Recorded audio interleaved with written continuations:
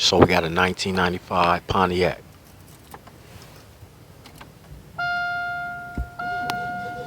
Mm,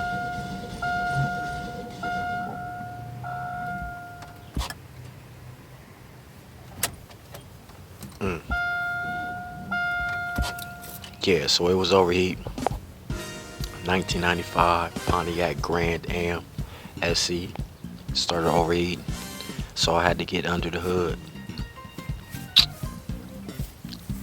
I like that maroon color on it. We'll say the body on it is pretty nice. Beautiful day.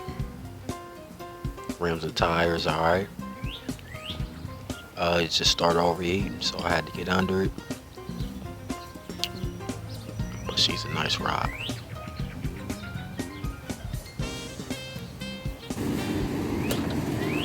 Interior, let's check it out.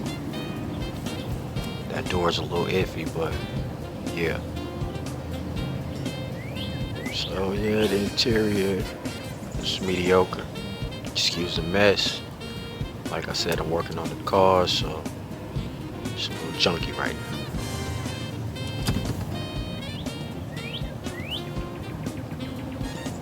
AC works, heat, had to bypass it.